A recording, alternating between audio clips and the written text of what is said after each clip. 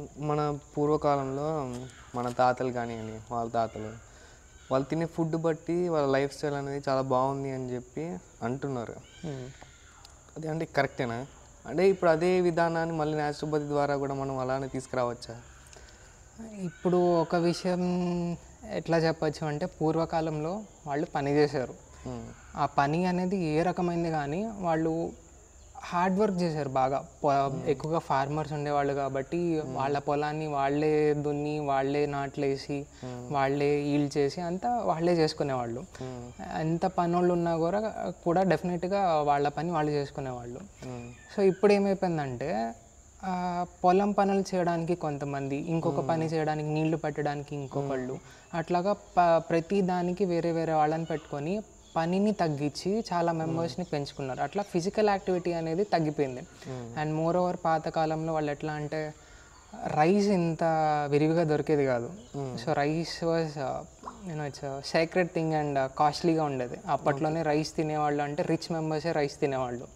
So అట్లా ఏమైంది అంటే పూర్వకాలంలో మిల్లెట్స్, అరికెలు, కొర్రలు, రాగులు, రాగి జావా ఇట్లాగా రాగి ముద్ద ఇట్లా తిని బ్రతికేవాళ్ళు చాలామంది వరకు. అండ్ వాళ్ళ లైఫ్ స్టైల్ అనేది ఎట్లా అంటే పొద్దున్న నుంచి సాయంత్రం దాకా పనిచేసి వాళ్ళు చేసిన దానికి ఒక రూపాయో 10 రూపాయలు వచ్చిందంటే ఈ రోజుకి వచ్చింది చాలు అన్న ఒక సంతృప్తితో పడుకునేవాళ్ళు, దొరికింది తినేవాళ్ళు. ఎక్కువ కూడా నాకు ఇది కావాలి, నాకు అది కావాలి, నాకు ఇంత తినాలని ఉంది, అంత తినేస్తానని చెప్పి ఎక్కువ కూడా తినేవాళ్ళు కాదు.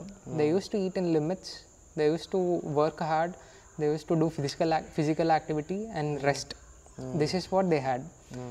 అండ్ అప్పట్లో physical activity then eating in proper amounts and rest was in equal ప్రపోర్షన్స్లో ఉంది కాబట్టి వాళ్ళకి హెల్త్ అనేది బాగుంది. ఇప్పుడు వచ్చేసరికి నువ్వు ఎగ్జాంపుల్ తీసుకుంటే one person is working in a software job, they are working for 10 to 12 hours. ఆ తర్వాత they are not having a proper food అనేది టీ తీసుకోవడము, మధ్యలో బర్గర్స్ తినడము, లేదంటే పిజ్జాస్ కానీ with the social gatherings and all. And sleep అనేది కూడా వాళ్ళకు ఉండదు. They will be getting late night calls, US clients అయితే, or they might be having some work stress, boss ఇట్లా అన్నారు, టీంలో ఇట్లా జరుగుతుంది, I'm unable to communicate between the people అని చెప్పి. సో ఇట్లా వీళ్ళందరికీ 3 అనేది పాడైపోయాయి. ఫిజికల్ యాక్టివిటీ లేదు. They have been sitting there from morning 9 to evening 8 or something. They are sitting in the same chair, they are doing the same thing. Walking అనేది తగ్గిపోయింది, physical activity లేదు, ఫుడ్ సరిగ్గా లేదు, స్ట్రెస్ ఎక్కువైంది. They are not satisfied. Of course they are paying thousands or lakhs, they are earning in lakhs, but still వాళ్ళకి ఏంటంటే ఆ mental peace అనేది దూరం అయిపోయింది. So because of such things we are facing the issues.